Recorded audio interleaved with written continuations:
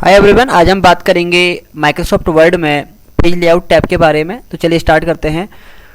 MS word के अंदर सबसे ज़्यादा जो इम्पोर्टेंट आपका टैब होता है वो पेज लेआउट ही होता है, क्योंकि हम जब कोई भी डॉक्यूमेंट बनाते हैं तो उससे पहले पैराग्राफ टैब में आकर के सेटिंग करना बहुत ज़रूरी होता है। तो कहाँ कहाँ पर इसका यूज़ होता है चलिए जानते हैं। सबसे पहले हम पेज लेआउट पे आते हैं। पेज लेआउट पे आपको सबसे पहले यहाँ पे थीम्स का ऑप्शन दिखाई देगा, जिसका कि कोई यूज होता है नहीं। लेकिन अगर उसके बाद अगर बात की जाए तो यहाँ पे होता है मार्जिन। तो मार्जिन का यूज़ हम कहाँ पे करते हैं, जैसे कि अभी आपको दिख रहा होगा इस डॉक्यूमेंट के अंदर यहाँ पर आपको कुछ डिस्टेंस यहाँ पे दिखाई दे रहा होगा, लेफ्ट राइट बॉटम पर हर जगह से आप देखेंगे तो कुछ एक एक इंचेस की यहाँ पर आपको गैपिंग नज़र आ रही होगी, यानी आप यहाँ से टाइप स्टार्ट नहीं कर सकते। तो अगर आपको मार्जिन कम करना है तो आप यहाँ पे आएंगे। अगर आपको यहाँ से नैरो करते हैं तो 0.5 की स्पेसिंग यहाँ पे रह जाती है। आप देखेंगे कि जैसे आपने यहाँ से मार्जिन में आकर के नैरो को चूज किया तो यहाँ पर आपको जो गैपिंग थी वो कम हो गई है। और अगर बात करें ओरिएंटेशन की तो इसका भी बहुत ज़्यादा इंपॉर्टेंट रोल होता है, क्योंकि देखिए अगर आपको कोई भी प्रिंटआउट या कोई भी फॉर्मेट प्रोटेड मोड में बनाना है तो आप कुछ इसको ले सकते हैं। और अगर आप कोई सर्टिफिकेट डिजाइन कर रहे हैं तो अगर आपको लैंडस्केप मोड में काम करना है तो आप यहाँ पर लैंडस्केप मोड में भी डॉक्यूमेंट को बना सकते हैं। तो हम यहाँ पे फिलहाल के लिए प्रोटेड मोड को चूज़ कर लेते हैं। और अगर बात की जाए तो साइज़ की, तो मैक्सिमम जो प्रिंट आउट होते हैं वो A4 शीट में होते हैं। तो आपको कुछ भी बनाने से पहले आपको सबसे पहले यहाँ A4 शीट चूज़ करनी है। ओरिएंटेशन में आप यहाँ पे प्रोटेड रख सकते हैं और यहाँ पर नैरो जो है आप यहाँ पर ले सकते हैं अगर आपको स्पेसिंग ज़्यादा नहीं चाहिए तो। इसके बाद अगर हम बात करें, अगर हमें कॉलम 1 पे लिखना है तो कॉलम 1 का यूज़ करेंगे, और अगर हमें कॉलम 2 कॉलम 3 का यूज़ करना है तो हम इसका भी यूज़ यहाँ पे कर सकते हैं। बात की जाएगी अगर पैराग्राफ को आपको ब्रेक करना है तो आप यहाँ से पैराग्राफ को या कॉलम को ब्रेक भी कर सकते हैं, नेक्स्ट पेज पे मूव कर सकते हैं। साथ ही साथ अगर आपको लाइन नंबर का यूज़ करना है तो उसको आप कंटिन्यूअस कर सकते हैं। और जिस तरह से आप यहाँ कंटिन्यूअस करेंगे आप देखेंगे जैसे आप इंटर प्रेस करेंगे यहाँ पे ऑटोमेटिक लाइनें जो हमारे पास यहाँ पे ऐड होती हुई जाएंगी। अगर इसको बंद करना है तो आप यहाँ से नन कर दीजिए यहाँ से इस प्रकार से। नेक्स्ट जो इम्पोर्टेंट ऑप्शन है वो है आपका वाटरमार्क। वाटरमार्क हमारे डॉक्यूमेंट के जो बैकग्राउंड होता है वहाँ पर साइडों के रूप में दिखाई देता है कुछ इस प्रकार से। यहाँ पर अगर मैं इसको चूज़ कर लेता हूँ तो देखिए क्लिक करते ही यहाँ पर अप्लाई हो चुका है, डू नॉट कॉपी करके। और ये इसका जो डार्कनेस होती है वो बहुत धीमी आपको अभी दिखाई देगी। और अगर आप चाहते हैं कि यहाँ पे आपका खुद का नेम आए तो आप यहाँ पर वापस आकर के इसको कस्टम वाटरमार्क कर सकते हैं। जैसे आप कस्टम वाटरमार्क पर क्लिक करेंगे तो आप देखेंगे कि यहाँ पर एक विंडो ओपन हो जाएगी। यहाँ पर लिखा है टेक्स्ट, इसके सामने जाकर के आपको सेलेक्ट करना है, बैक स्पेस प्रेस करना है यहाँ पे, और आप जो कुछ भी चाहते हैं टाइप करना वो यहाँ पे टाइप कर दीजिए।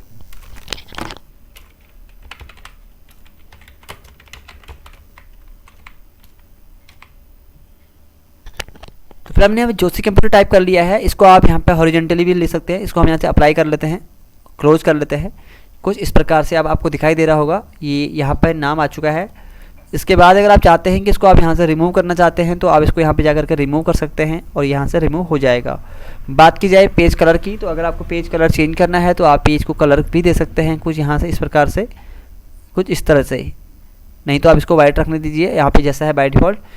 और अगर नेक्स्ट ऑप्शन आपको दिखाई देगा यहाँ पे पेज बॉर्डर, तो जैसे अभी आपको नॉर्मल बॉर्डर चाहिए तो आप यहाँ से ले सकते हैं। ओके कीजिए, आपके पेज पे यहाँ पे बॉर्डर अप्लाई हो जाएगा। अगर आपको चेंज करना है तो आर्टिस्टिक बॉर्डर चाहिए तो आप यहाँ पे आइए। यहाँ आपको बहुत सारे बॉर्डर देखने को मिलेंगे, आप इन्हें चूज़ करके भी इन्हें यहाँ पे अप्लाई कर सकते हैं कुछ इस प्रकार से।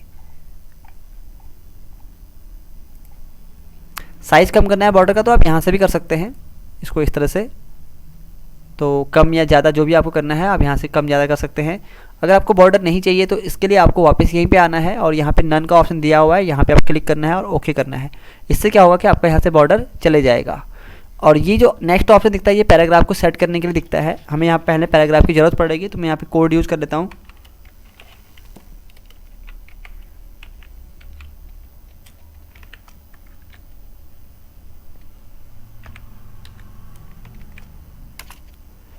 यहाँ पे पैराग्राफ आ चुका है और अब हम आपको ले चलेंगे वापस पेज लेआउट पे।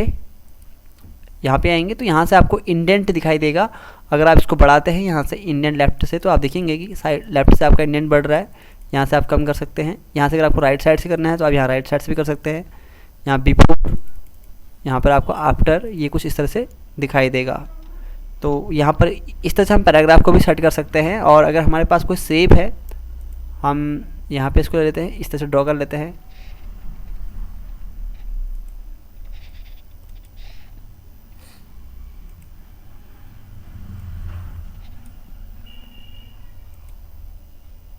हमने 2 शेप यहाँ पे ड्रॉ कर लिए हैं। तो अब आप देखेंगे जब मैंने एक के ऊपर एक शेप को रखा तो ये ऑप्शन कुछ यहाँ पे विजिबल हो चुके हैं।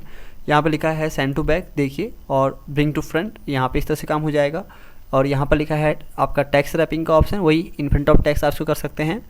और साथ ही साथ यहाँ पे अलाइन करना है, तो इसको लेफ़्ट में अलाइन करना है, राइट साइड में अलाइन करना है, सेंटर पे रखना है, तो ये सब चीज़ें आप यहाँ से कर सकते हैं। रोटेशन का ऑप्शन भी यहाँ मिलेगा आपको, अगर आप इसको रोटेट करना चाहते हैं तो आप इसको यहाँ से रोटेट कर सकते हैं।